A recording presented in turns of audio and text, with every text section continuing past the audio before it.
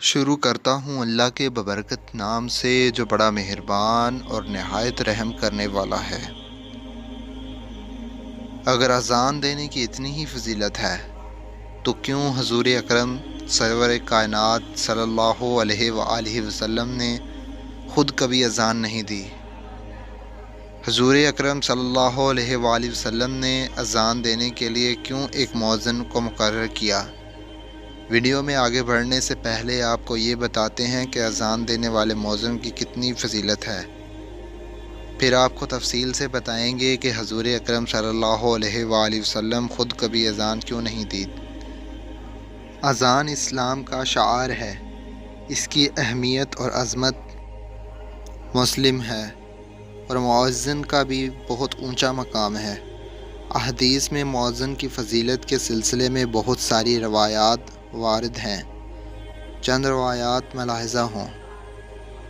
عبد الرحمن بن ابی سعیسہ کہتے ہیں کہ مجھے ابو سعید خدری رضی اللہ تعالیٰ عنہ نے یہ فرمایا کہ میں دیکھتا ہوں کہ تمہیں بکریاں اور جنگل میں رہنا پسند ہے، اس لیے جب تم جنگل میں اپنی بکریوں کو لیے ہو موجود ہو اور نماز کے لیے اذان دو تو تم بلند آواز سے اذان دیا کرو، کیونکہ جن و انس بلکہ تمام ہی چیزیں جو مؤذن کی آواز سنتی ہیں قیامت کے دن اس پر گواہی دیں گی۔ ابو سعید رضی اللہ تعالیٰ عنہ نے فرمایا کہ میں نے نبی کریم صلی اللہ علیہ وآلہ وسلم سے سنا ہے۔ عبداللہ بن عمر رضی اللہ تعالیٰ عنہ کی ایک روایت میں ہے کہ جہاں تک مؤذن کی اذان کی آواز پہنچتی ہے وہاں تک کہ وہ تمام چیزیں جو اس کی اذان سنتی ہیں سب اس کے لیے مغفرت کی دعا کرتی ہیں۔ حضرت ابو ہریرہ رضی اللہ تعالیٰ عنہ سے مروی ہے کہ رسول اکرم صلی اللہ علیہ وآلہ وسلم کا ارشاد ہے کہ مؤذن کے گناہ جہاں تک اس کی اذان کی آواز جاتی ہے وہاں تک معاف کر دیے جاتے ہیں۔ اس سے مراد ہے کہ جہاں تک اذان کی آواز جاتی ہے مؤذن کے گناہ اتنے وسیع بھی ہو جائیں تب بھی اللہ تعالیٰ مؤذن کے گناہوں کو معاف فرما دیتا ہے۔ جب مؤذن اذان دیتا ہے جس کو وہ آواز سنائی دیتی ہے وہ سب روز قیامت مؤذن کے گناہوں کا بخشش کا ذریعہ بنیں گے، وہ گواہی دیں گے۔ رسول اللہ صلی اللہ علیہ وآلہ وسلم نے فرمایا، قیامت کے دن اللہ تعالیٰ مؤذن کی گردن کو تمام مخلوقات سے بلند فرما دیں گے۔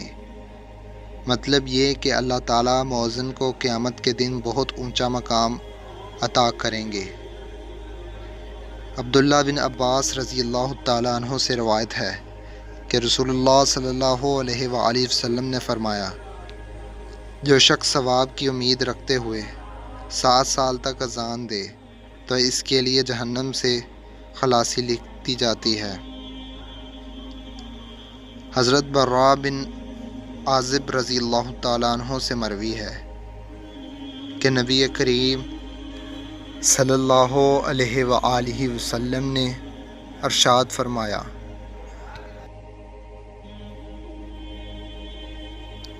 کہ اس میں کوئی شک نہیں کہ اللہ تعالیٰ پہلی صف پر کھڑے ہوئے نمازیوں کے لیے بے شمار رحمتوں کا نزول فرماتا ہے۔ اللہ تعالیٰ مؤذن کے اسی نسبت سے گناہوں کو معاف فرما دیتا ہے۔ مؤذن اپنی بلند آواز سے اذان دے، جتنی دور تک اس کی اذان کی آواز جاتی ہے جو بھی جاندار اور بے جان اس آواز کو سنتے ہیں وہ مؤذن کی مغفرت کے لیے دعا کرتے ہیں اور اللہ تعالیٰ سے اس کے گناہوں کی معافی کے لیے دعا کرتے رہتے ہیں۔ مؤذن کی اذان پر جتنے نمازی نماز ادا کرتے ہیں اللہ تعالیٰ ان نمازیوں کے ثواب کے برابر مؤذن کو ثواب عطا کر دیتا ہے۔ مؤذن کی ہر اذان کے بدلے 60 نیکیاں لکھ دی جاتی ہیں، ہر امامت کے بدلے میں 30 نیکیاں لکھ دی جاتی ہیں۔ حضرت عبداللہ بن عمر رضی اللہ تعالیٰ عنہ سے مروی ہے کہ رسول اکرم صلی اللہ علیہ وآلہ وسلم نے فرمایا ہے، 3 لوگ ایسے ہوں گے جن کو قیامت کی سختیاں برداشت نہیں کرنی پڑیں گی۔ یہ 3 شخص بغیر حساب و کتاب کے جنت میں داخل کر دیے جائیں گے۔ جب اللہ تعالیٰ اپنی مخلوق سے حساب کتاب لے رہا ہوگا تو یہ 3 شخص مشق کے ٹیلوں پر بیٹھ کر آرام کر رہے ہوں گے۔ ان میں سے ایک وہ شخص کا ذکر ہے جس نے اللہ تعالیٰ کی رضامندی کو حاصل کرنے کے لیے قرآن پاک کی تلاوت کی اور اس طریقے سے امامت کی کہ مقتدی اس سے خوش ہو جائے۔ دوسرا اس شخص کا ذکر آتا ہے جس نے اللہ تعالیٰ کی رضا کے لیے لوگوں کو نماز کے لیے بلایا۔ تیسرا وہ شخص جو ہر حال میں اللہ تعالیٰ کا شکر ادا کرے، اپنے ماتحتوں سے اچھا سلوک کرے۔ حضرت جابر رضی اللہ تعالیٰ عنہ فرماتے ہیں کہ میں نے رسول اکرم صلی اللہ علیہ وآلہ وسلم کو فرماتے ہوئے سنا ہے کہ جب مؤذن کی اذان دینے کی آواز شیطان کے کانوں میں پڑتی ہے تو شیطان مقام روحہ تک دور بھاگ جاتا ہے۔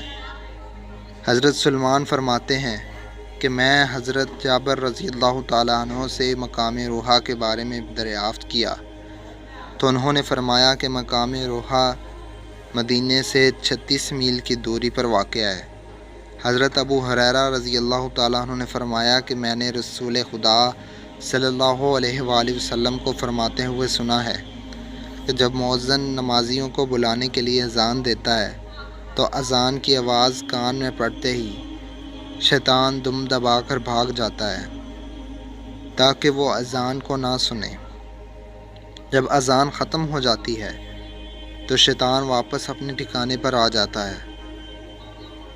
جب امامت کہی جاتی ہے تو شیطان پھر بھاگ جاتا ہے۔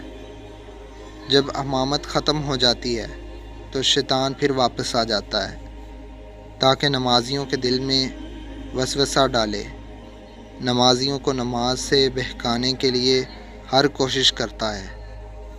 شیطان نمازیوں کے دل میں ایسی ایسی باتیں ڈال دیتا ہے کہ اس کو یہ یاد نہیں رہتا کہ اس نے کتنی رکعتیں ادا کر لی ہیں۔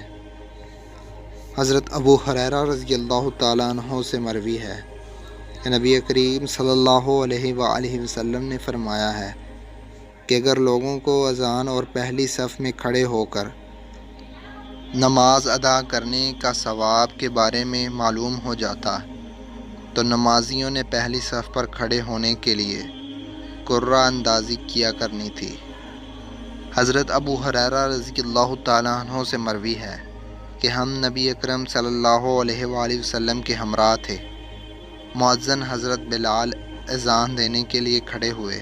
جب حضرت بلال رضی اللہ تعالیٰ عنہ نے اذان ختم کی تو حضرت محمد صلی اللہ علیہ وآلہ وسلم نے فرمایا، جب اذان ہوتی ہے جو شخص یقین کے ساتھ اذان کے لفظوں کو دہراتا ہے تو اللہ تعالیٰ اذان کے لفظوں کو دہرانے والے کو جنت میں اعلیٰ مقام عطا کرے گا۔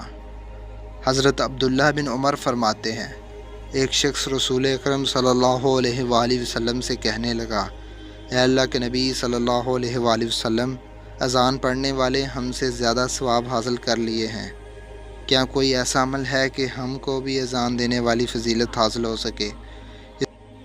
اس کی بات سن کر نبی کریم صلی اللہ علیہ وآلہ وسلم نے فرمایا، تم بھی مؤذن کے پیچھے وہی الفاظ دہرایا کرو جو مؤذن پڑھ رہا ہوتا ہے۔ جب تم اذان کو دہرا چکو تو جو دعا مانگو گے اللہ تعالیٰ تمہاری دعا کو رد نہیں کرے گا۔ ناظرین گرامی، آئیے اب بات کرتے ہیں کہ نبی کریم صلی اللہ علیہ وآلہ وسلم نے زندگی بھر اذان دی یا نہیں۔ یہ بات یاد رہے کہ نبی کریم صلی اللہ علیہ وآلہ وسلم سے نفس اذان تو قطعی طور پر ثابت ہے۔ اس بات سے کوئی مسلمان انکاری نہیں ہو سکتا، اس لیے کہ سنن ابی داؤد اور جامع ترمذی میں روایت ہے کہ جب اللہ تعالیٰ نے حضرت محمد صلی اللہ علیہ وآلہ وسلم کو نواسے سے نوازا تو حضرت محمد صلی اللہ علیہ وآلہ وسلم نے حضرت حسن رضی اللہ تعالیٰ عنہ کے کانوں میں اذان دی۔ لیکن کیا نبی کریم صلی اللہ علیہ وآلہ وسلم نے کبھی نماز کے لیے اذان دی؟ علامہ ابن حجر العسقلانی، علامہ زرقائی، امام دار قطنی اور اس طرح علامہ سہیل کا فرمانا ہے کہ نبی کریم صلی اللہ علیہ وآلہ وسلم نے نماز کے لیے کبھی اذان نہیں دی ہے۔ ان کا کہنا ہے کہ نبی کریم صلی اللہ علیہ وآلہ وسلم کا ساری زندگی اذان نہ دینے کا مسئلہ نبی کریم صلی اللہ علیہ وآلہ وسلم کے خصائص میں سے ہے۔ خلاصہ یہ ہے کہ نامولود بچے کے کان میں اذان دینا رسول اکرم صلی اللہ علیہ وآلہ وسلم سے قطعی طور پر ثابت ہے، لیکن نماز کے لیے رسول اللہ صلی اللہ علیہ وآلہ وسلم کا اذان دینا ثابت نہیں۔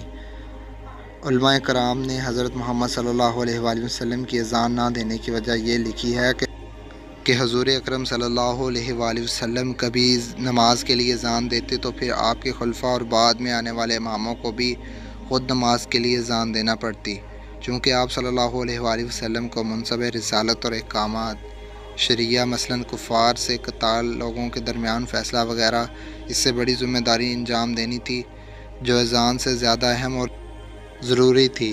اگر نبی کریم صلی اللہ علیہ وآلہ وسلم اذان دیتے اور اس پر مواتبت فرماتے جس کی بنا پر دوسرے اہم امور سے خلل پیدا ہونے کا اندیشہ تھا، اس لیے نبی کریم صلی اللہ علیہ وآلہ وسلم نے خود اذان نہیں دی۔ اللہ تعالیٰ سے دعا ہے کہ اللہ تعالیٰ ہم کو نیکی کی ہدایت نصیب فرمائے، آمین ثم آمین۔